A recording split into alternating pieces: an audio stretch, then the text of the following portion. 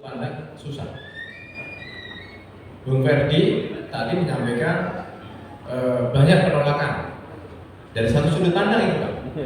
Tapi dari satu sudut pandang, dokter, orang-orang kesehatan, tenaga kesehatan, lembaga kesehatan pasti akan berbeda lain.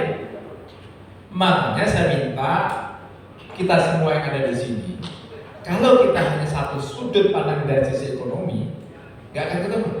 Atau sebaliknya, begitu banyak jutaan rakyat yang meninggal karena rokok, juga nggak akan ketemu. Untuk itu sederhana, ya ayo kita cari win-win.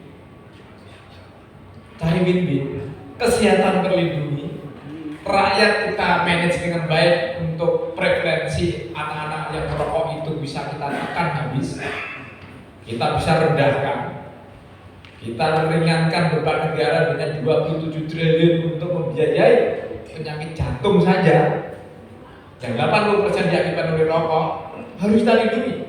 Tapi juga ancaman pemutusan hubungan kerja petani, kemudian tadi saya madani bagaimana petani harus kita lindungi.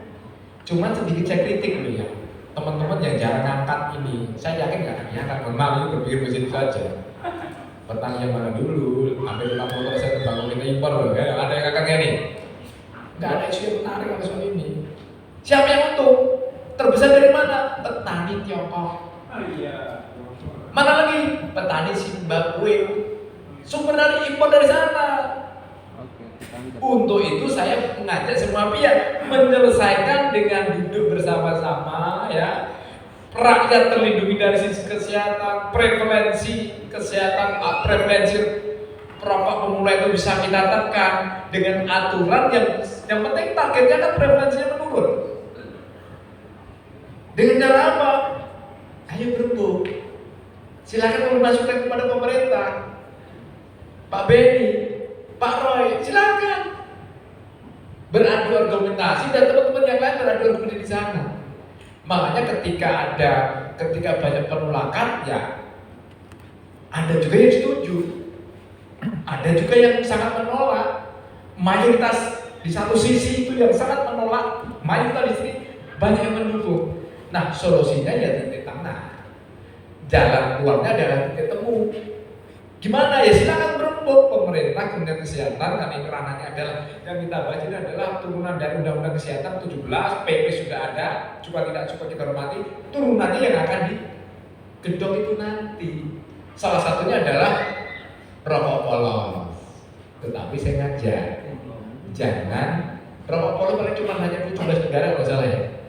Ada Thailand, ada Singapura, ada Inggris, nggak banyak. Tapi pembuat aturan di Indonesia jangan serta-merta bisa boleh disamakan dengan negara lain. Harus ke ciri khasan Indonesia. Apakah itu tepat tidak? Ternyata di Australia ternyata menggunakan rokok polos itu justru memunculkan masalah baru. Apa itu 10-12% rokoknya ilegal.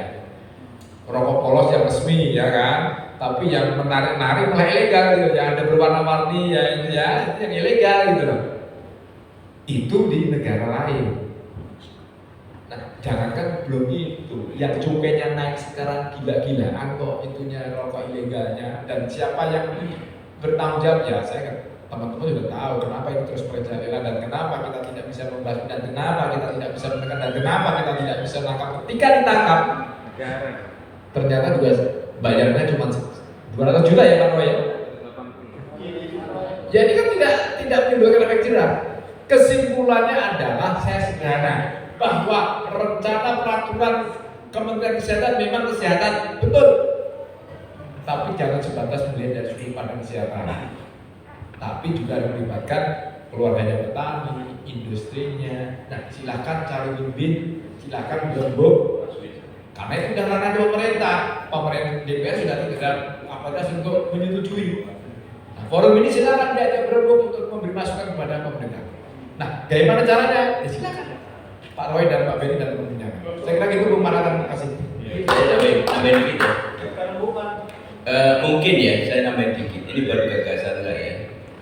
Karena sudah sering terjadi PP-PP yang dibentuk pemerintah itu mengintervensi daripada undang-undang yang di atasnya, yang harusnya itu tidak boleh.